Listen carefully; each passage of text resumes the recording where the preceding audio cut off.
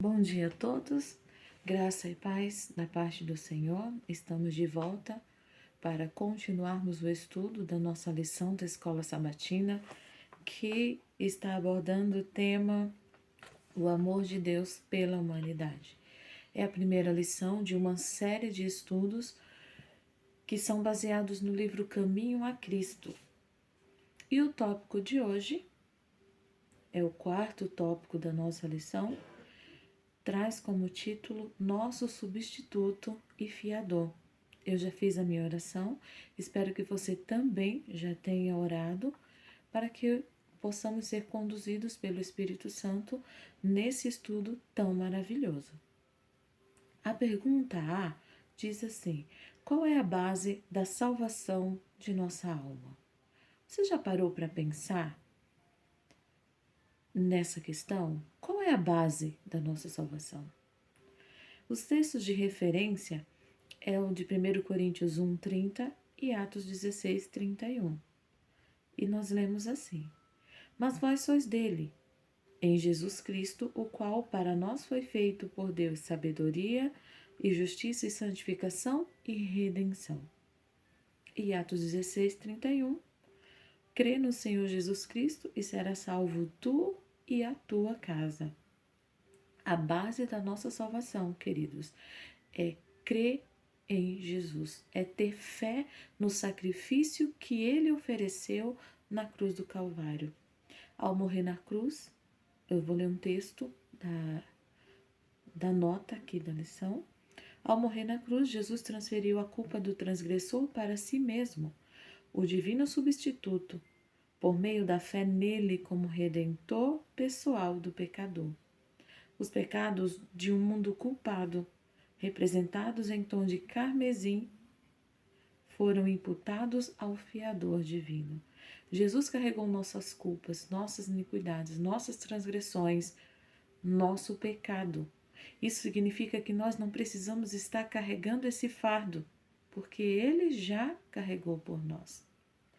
Mas para a gente não carregar, a gente precisa acreditar, a gente precisa crer que o sacrifício dele foi suficiente para nos salvar e nos resgatar. Na pergunta B, nós vamos ver que o que Cristo fez por nossa redenção está além de qualquer esforço ou sabedoria. O que foi que Cristo fez que está além de qualquer esforço ou sabedoria? No finalzinho do verso 8, aliás, no verso 8 do capítulo 3, do capítulo 5 de Romanos, nós lemos que Deus prova o seu amor para conosco, em que Cristo morreu por nós, sendo nós ainda pecadores. Preste atenção aqui. A nossa redenção foi paga quando nós sequer acreditávamos nela. Sabe?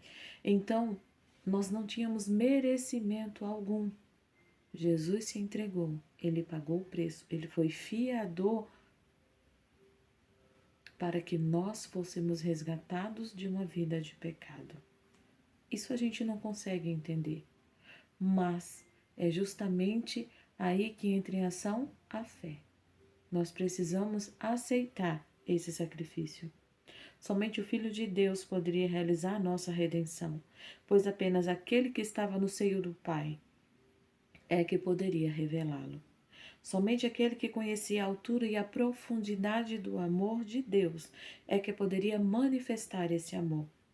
Nada menos do que o infinito sacrifício que Cristo fez em favor da humanidade caída é que poderia expressar o amor do Pai pela humanidade perdida. E a última pergunta do tópico de hoje: o que João poderia testemunhar a respeito do nosso advogado perante o trono de Deus?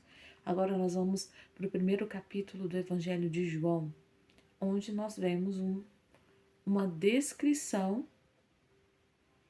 uma introdução do que João tinha, do que João entendeu sobre o amor de Deus. E olha só, No princípio era o Verbo, e o Verbo estava com Deus, e o Verbo era Deus. Ele estava no princípio com Deus. Todas as coisas foram feitas por ele, e sem ele, nada do que foi feito se fez.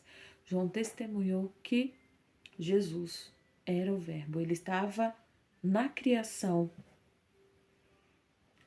e ele estava na redenção.